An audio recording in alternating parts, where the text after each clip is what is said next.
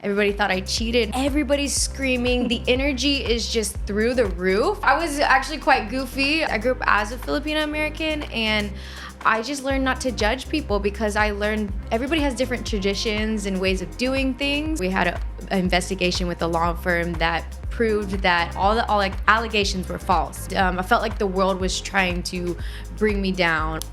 In Thai, there's a saying, มงแล้วมงอีก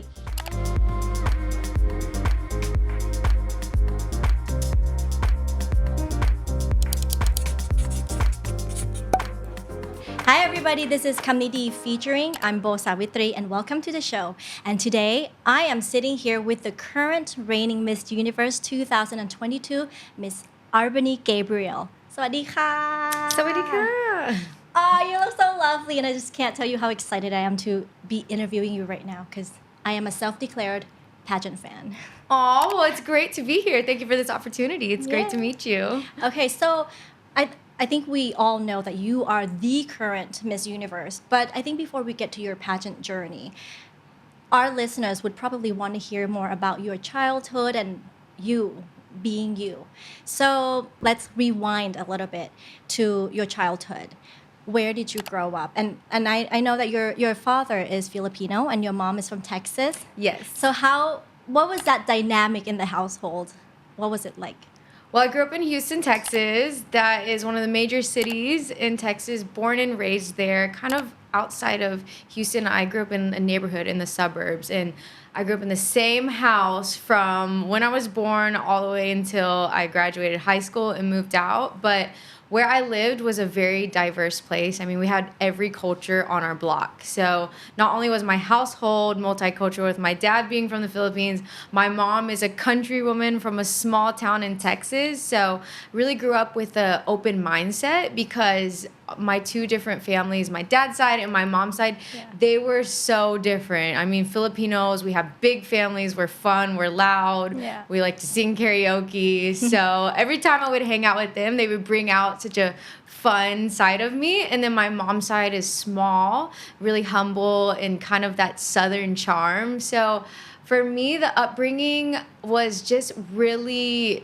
unique because I grew up as a Filipino American, and I just learned not to judge people because I learned everybody has different traditions and ways of doing things. So I'm really thankful for the life that my parents gave me growing up. And we were really blessed. We traveled a lot because my mom worked for the airlines. My dad loved going to the Philippines, and I grew up visiting Manila, Philippines as a kid in the summer. So I really feel like it really helped me to have an open mindset. Yeah, so would you consider the Philippines your other home, your home away from home, kind of? I would say so. I mean, my childhood was spent there in the summers, and I just remember seeing my father's street where he grew up, and I would spend time there with the kids. They would show me the ways of how to order food, eat street food. We would always go to the shopping malls because it was always hot. I mean, I just have so many childhood memories growing up there as well. So what was your hometown's reaction when you won, well, first Miss Texas and then Miss USA, and then to finally winning the Miss Universe crown? How did your hometown in Texas, how did they react to that?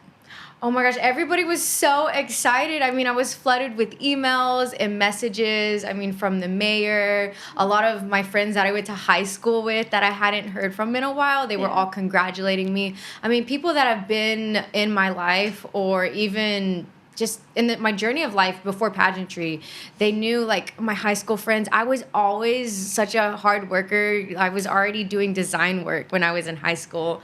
And they were just so excited to see all my work finally, mean something. I accomplished so much. So I heard from so many people, even if I hadn't talked to them in years, from my hometown. So it was an amazing feeling. I mean, you mentioned your high school friends. Mm-hmm. If they could describe you in high school, what would they say about you? Oh, I don't know. I was actually quite goofy. I was a little bit of everything. Like, I hung out with the jocks because I played volleyball. So I ran with the sports crowd. I was also in band. I played clarinet and oboe. So I hung out with the musicians and the creatives. I kind of just mingled in every circle, just a little bit of everything. So I think people would describe me as a creative, very energetic, and quite social. Wow, so well-rounded. Yeah. Okay, so I've seen your past interviews, and you've mentioned that your pageant journey has started later than most people. Yes. What was the factor that made you decide, okay, I'm going for it? Well, I actually was introduced to the idea when I think I was age 24. So I'm already graduated from college. I'm living in Houston. I'm working as a model. I'm modeling around Houston. And I was at a hair photo shoot, and the hairstylist, I met her for the first time, and she brought up pageantry, and she's like, I think you would do really great in pageants. And at this point, I really wasn't familiar with the whole pageant world. I had my idea of it. I'd seen Miss USA and Miss Universe on TV. And I said, no, I'm not interested. Like, I'm very focused on pushing my design career forward. I thought I was way too busy. So this woman, I kept seeing her at photo shoots, and we kept running into each other, and we built a working relationship. We became friends. But every time I saw her, she was like, you should do a pageant. I think you'd do really well. And I would leave the photo shoot thinking, this woman is crazy if she thinks I would ever join a pageant. But she was very persistent, and I really admired this woman. I looked up to her. So I started having this feeling, like this intuition inside of me, thinking, maybe she came into my life for a reason. Maybe she's saying this for a reason. So I started researching Miss Universes and what it's really all about. Mm-hmm. And I was so fond of the women and how they carried themselves and how they could communicate. They're beautiful on the outside, but the inside as well. So I thought, you know what? Miss Universe is actually really amazing. And so after about a year of this woman really asking if I should do it, it was COVID time, so it was a pandemic. I had more free time, and I had a strong intuition saying, you know what, just go for it. And then I did my first local pageant outside of Houston, and I got first runner-up. And then I fell in love with the whole journey of training, working with coaches and improving interview skills. And I loved the challenge.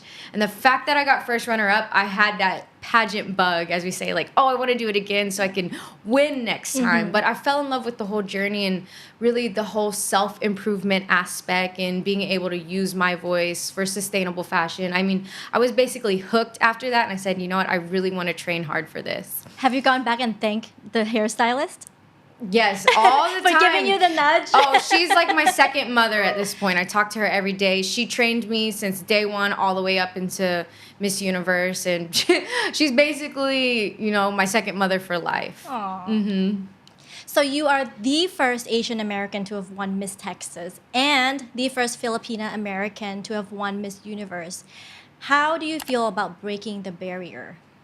Well, it's truly an honor to be the first, but I really hope this opens the door for more Asian American representation, not only in my country, but all over the world, because especially in the USA, we're so diverse. Mm-hmm. We have every single culture there, and I think there's room for everybody to be represented in society and in mainstream media. So as the first Filipina American, I really just hope this inspires others. I mean, no matter who they are, where they come from, if you don't see somebody in the position that you want to be in, you can be the first one.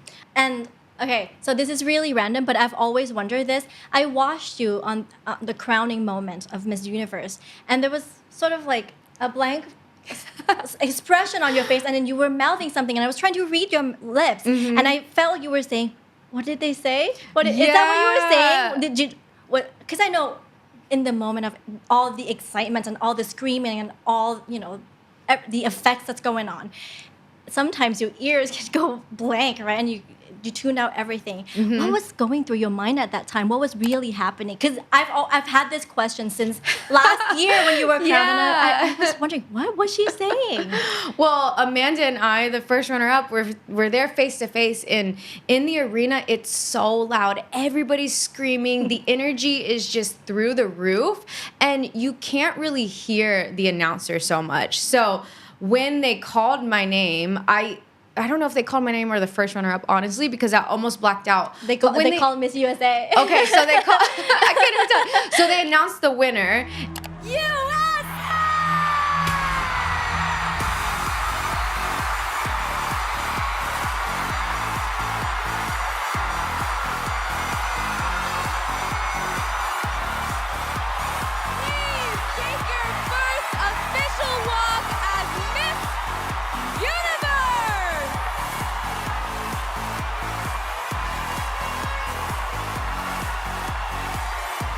And it's so loud. I'm not sure if they announced me or her. So her and I was like, is it me? Or I'm saying something along those lines. What did they say? Or is it me?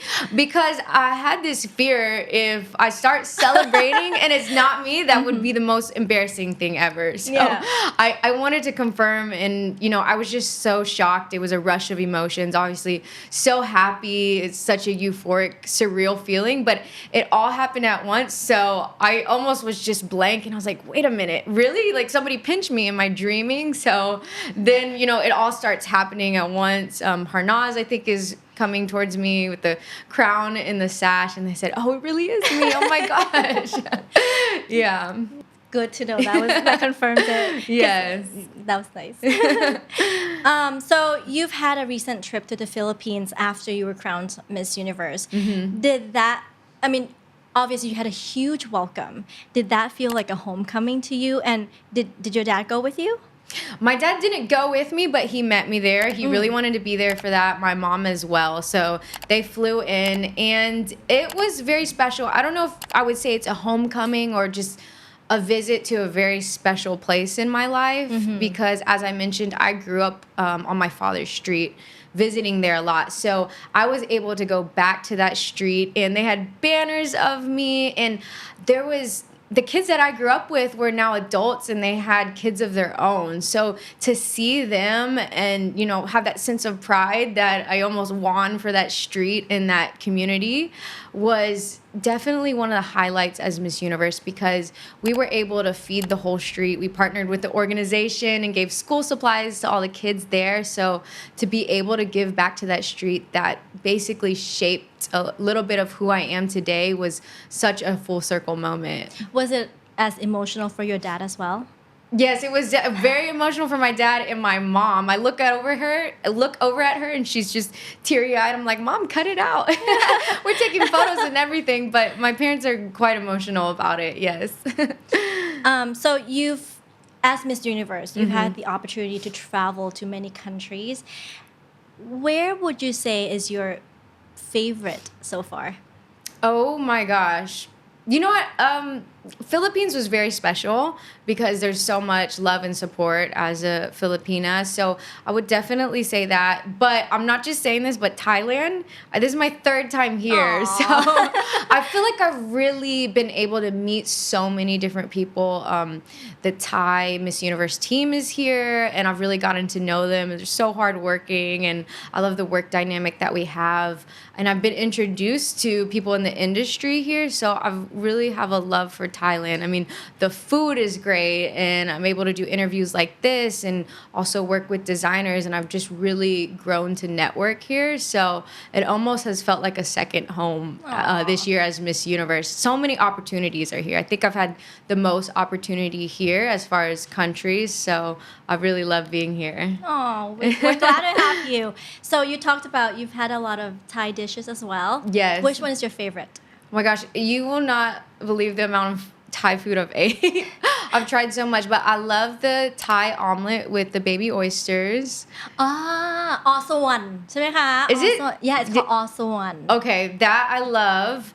I love anything with coconut in it. I've had a lot of coconut desserts. I think they're in banana leaves or some sort of leaves. Yes. It's a dessert. Lots of different desserts. Can't remember. Most of our stuff is coconut based. I love coconut, yes. And then I like the fish sauce or the seafood sauce that's green and it's a little bit spicy. I love eating that with fish or crab or prawns. So I need to take that home. When my American friends who were studying abroad went to Vegas and they wanted some seafood for the buffet, they would come to my aunt's restaurant and ask for the seafood sauce. The one I'm talking about is so good. To bring to the hotel on the strip to eat with the seafood. So just I in case, believe it. When you go back there and if you're craving some seafood sauce to eat with your seafood, go visit any Thai restaurant. I can almost guarantee you that they would have it. Okay, interesting. Because we have Thai food in the States, but our idea of Thai food is like pad Thai, curries. yum, Yeah, tom tom yum yum.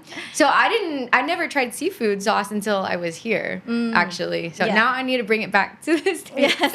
to have in my kitchen.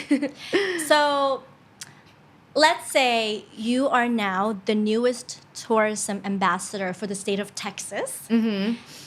If we were visiting Texas, what would you say something that we cannot miss or something that we have to do or and cannot skip? Whether it's the place to visit or the food that we have to try, what would you recommend to us tourists? Okay, for food, definitely barbecue. We're known for barbecue and our barbecue sauce that is sweet, or baby back ribs, and then cornbread. I think that's a Texas staple.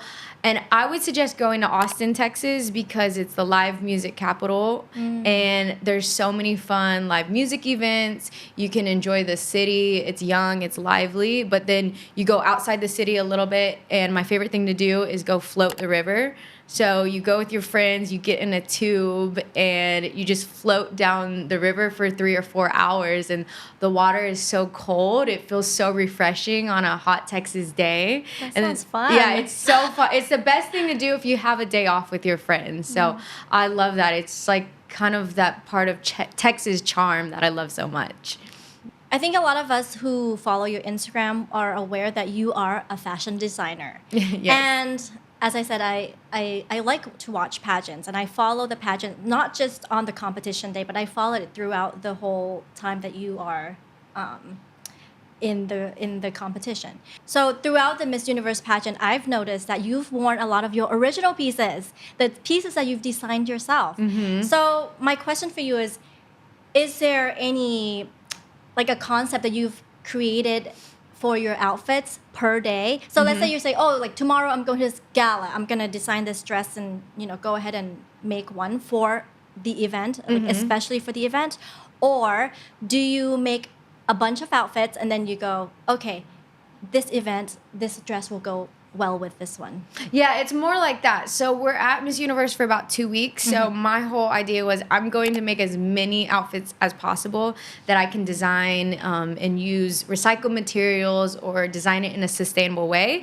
So I can promote that through the whole competition and provide, the sewing reels and show people what I'm doing behind the scenes. So I just made as many outfits as possible. So when I get to Miss Universe, I have a binder with every single outfit. So it's a page with the outfit on it, and then I have the hairdo I'm going to do, the shoes, the purse, the accessories. Like a lookbook. Because we don't know our schedule until check-in day, and the schedule can always change. So we'll find out, okay, tomorrow we have a dinner and rehearsals, and maybe we'll go out into New Orleans and do something. So that's when I'm like, okay, if we're going to do a dinner, I open my binder and say, let me see, okay, this outfit will work. So I just prepare a bunch of outfits and have so many ready for anything, basically. Which one would you say is your favorite?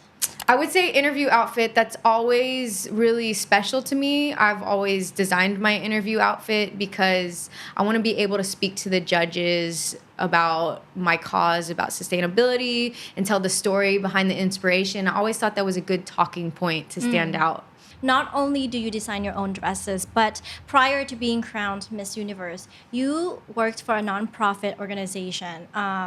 It's a sustainable fashion house called Magpies and Peacock as the lead sewing instructor. Can you please tell us a little bit about that journey and what inspired you to do what you did? Well, Magpies and Peacocks is a sustainable design house in Houston, where I'm from. I worked there for about 2.5 years, and they have a really cool program where we offer sewing classes to women that have survived from domestic violence and in human trafficking in Houston, which is such a huge issue in that city. So I love sewing so much. I've been doing it half my life, and I always believe that our talents are meant to be shared to have an impact. I think there's always a place for somebody in this world to use what their given talent is to make a difference. So when I found this nonprofit, they offered me the job to teach these classes to the women, and I thought it was a dream come true. I thought this would be great because not only can I design, but I can also really have relationships with these women to help propel them forward. So our whole concept was to empower these women through education and give them a platform to learn something and put that on the resume so they can go out into the real world and find jobs or be entrepreneurs themselves. Would you like to have your own brand one day? Yes, so I have my own brand, Arbany Nola, and before Miss Universe, I was running it all myself, and I was doing a lot of custom work, so one-off pieces and designing it and selling it on my website, arbanynola.com. And then when I won Miss Universe, everything sold out. So it's been on pause since I've won, but I'm really excited to continue building that when my year is done. Because a lot of your pieces are really unique. Mm-hmm. Yeah, I've seen them, and it's quite unique. So Oh, thank I'm you. not surprised. Thank you. Okay, so we have a little game prepared for you. So Ooh. let's play this game. It's called The One. The one, okay. Oh. Okay. So I open it up? Yeah. Okay. Who's the one person you would like to have a karaoke night with, dead or alive, and what song would you sing together? Okay, first person that comes to mind is Beyonce. I'm from Houston. She's from Houston. I love her so much. And my song of the moment with her is Virgo's Groove. That's what I play when I need to get in a good mood, like before an interview or to start the day. So Virgo's Groove with Beyonce would be a dream come true. I mean, what? Two queens. Right? Houston Queens. Another one. Yes, I think we're going to do all of them. Okay. Let's see. Who's the one person that has taught you the most valuable life lessons, and how have those lessons influenced you? Oh my gosh, it's hard to pick one person, but I would have to say my original pageant coach that I was talking about that recruited me, Yeah. the hairstylist. I mean, she really showed me the importance of believing in yourself. When she met me, she thought I could win Miss Universe, and I thought she was crazy. But she saw something in me that I didn't, and she really helped me pull out my strengths, and I feel like I owe her the world for that. She never gave up on me, so shout out to her. Well, you got to send this to her now. Yes, she watches everything. Aw. So She is like she'll a mom. see it. Yep. Shout out. Uh-huh. Okay, next question, please. Okay. Let's see. Who's the one person you would love to have as your fashion model? Ooh, that's a good one. Ooh, that is a really good one. You know, there's so many. I really love Rihanna, even though she's more than a fashion model. To be able to put a design on her would be a dream come true, because I love how she mixes edgy with street with glamour, and she's just so multi-talented. So that's kind of like the dream, one of my dream celebrities, I would say, to have wear one of my pieces. Well, hopefully one day we'll One see day. one of your designs on her. Yes, we'll put that out there now. Okay, so now let's. Oh, one more. Oh, sorry. Oh, one more? I was just kidding earlier. Now it's really the last one. I think that's the last one. Okay. Who's the one historical figure you would like to have a heart-to-heart conversation with? Wow, that is a great question as well. And like I said, there's so many. The first one that comes to mind is Maria Rosa. So she's a Filipina chemist that basically during World War II, she came up with a lot of recipes with little ingredients to help feed a lot of people in the Philippines, to help feed soldiers and basically keep them alive with nutrients. And I love how she just was able to work with what she had and made it successful. I love somebody that just takes whatever life circumstances they have and then use it for something so much better. So to me, that's pure magic. I would love to speak to her. Yeah. Wow. Okay, so now let's go back to the Miss Universe topic, I guess. So the upcoming Miss Universe 2022 has changed some of its rules, right? Now they are allowing mothers and married women to be able to enter the pageant. You have always talked about the age limit, to increase the age limit as well. Do you think that this should be applied to other jobs as well, such as, flight attendants? The age limit, should it be applied to other jobs? Yeah. Yes, I mean, I think it's case by case basis. I think every maybe job has a reason why there's an age limit.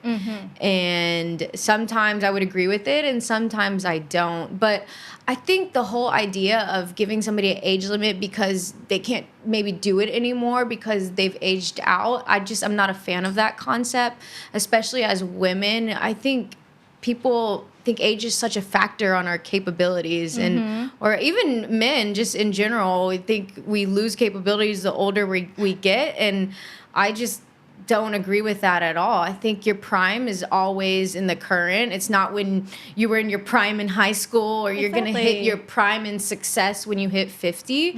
I think it's always the current if you make it that way. So I just don't like the whole restriction of age when it comes to a lot of things. So now there's a new ownership with the Miss Universe organization, who is led by Kun Ann Jakapong, or Kun Ann JKN. How has it been working with her? Wow, I think it's been amazing because she has given me so many opportunities that I don't think past title holders had. So I feel very honored and blessed to be her first Miss Universe. She's a visionary, she's a businesswoman. I find that very inspiring. She has a lot of ideas. I mean, she's self-made and has built an empire. So to be around her and her team is, to me, to even sit at dinner with her is quite inspiring to hear how her mind works. And she's given me opportunities every time she brings me to Thailand or all over the other countries as well. She puts me to work and I love it because, I mean, a year is so short. And recently she gave me the opportunity to shoot her new launch of Miss Universe Skincare, Miss Universe Beverages, and I've been able to travel a lot as well. So I am just so thankful to be her Miss Universe and really be able to work with her side by side when I'm here in Thailand. So as the Miss Universe competition is approaching the end of this year, all the countries are starting to get their representatives. Do you have any advice for them? My advice for the women competing is you just really need to know who you are, how you feel about topics, and what is your stance on things, and be a great communicator. Because at the end of the day, all the women are so beautiful, but I think the way you stand out is knowing what your advocacy is or what you want to speak about as Miss Universe. Because I've given the platform an opportunity to speak about sustainability, and you can really make a difference. So a woman should know that when she's competing, because that's a huge part of this job, to communicate not only what she cares about, but also whatever sponsors or different brands that you work with as Miss Universe. So never shy away from using your voice, and use that as your confidence in the competition and really just in life in general. That's great advice. So back when you won Miss USA in 2022, some people were somewhat skeptical, and there was a little bit of a controversy. And of course, we don't want to, go back and talk about that. But I think a lot of the people who are interested in joining pageants, or just, regular people who might be going through similar situations as you did, how did you overcome that, and what advice would you give them? Yes, so for those listening, there was a controversy when I won Miss USA where people were saying that I maybe rigged it or there was favoritism. And long story short, we had an investigation with a law firm that proved that all allegations were false. But when I became Miss USA, it was really hard because everybody thought I cheated, and I was like, I worked so hard for this, and I felt like the world was trying to bring me down, or that's how it felt. Yeah, in my mind, I was like, everybody's trying to bring me down because it was in headlines. But I think my advice for everybody is, everything in life happens for a reason. I said that I was given this adversity to make me stronger. So we always hit roadblocks in life, but it's really how we take that and spin it to be our power. So I felt like that actually was an advantage for me at Miss Universe, because I was able to bounce it right back and become even stronger and tell myself, you know what, this isn't going to bring me down. You can't affect what happens to you in life, Right. but you can affect how you react. So it can either bring you down or make you shoot even higher. So I feel like I've become such a stronger woman because of that, because I know that I'm not going to let other people's opinions or their negativity stop me from what I want to be, which was Miss Universe. You know, it's all distractions in life. But if you focus on your goal, just cancel out those distractions and, you know, stick to your team that believes in you since day one, and they'll get you through anything. In Thai, there's a saying, มงแล้วมงอีก It means you would win over and over and over again. You would get that crown over and over again. Oh, So, I love that. like it's such a great answer, and I think that is very inspiring to our listeners as well, and to me, because I think it's hard to live in today's society where anybody could say anything online, Yes. and they don't have to be responsible for their words or their actions. And I think that's you said it, sister. Thank you. So now that your reign is coming to the end and the new Miss Universe will be crowned the end of this year, what advice would you give her? The new Miss Universe, I spoke on it a little bit earlier, but, you know, don't shy away from using your voice. Be a great communicator. When you open your mouth, you tell the world who you are as a woman. That's a great opportunity. And you be ready for anything. Be ready to adapt to any circumstance. Be ready to be thrown in a situation where you need to perform, and don't doubt yourself. You're going to be thrown many challenges, but it's the most challenging and rewarding year if you keep that mindset of just being ready to go after it, I would say, because this has been such an amazing year. Some things get canceled and you're like, oh no, why did that happen? But then another beautiful opportunity comes about. So, you know, just stay grounded in that. Yeah. So now that your term is coming to the end, what's next for Miss Arbany Gabriel? Well, I want to just continue pushing my career forward. I would say I have 3 pillars I'm focused on, which is modeling and then building my sustainable fashion brand. And I love public speaking. So I'm going to continue to build those opportunities and build my career around that. Since I think we've all seen, not only, you know, at the pageant, but here as well, we could all see that you're really good at public speaking. And what advice would you give to our listeners or anyone who's watching that you've learned from your maybe speech coaches that you could share to us? What tips do you have for us? Well, simple tips, I would say body posture, body language is everything. And if everybody sits up straight in the room.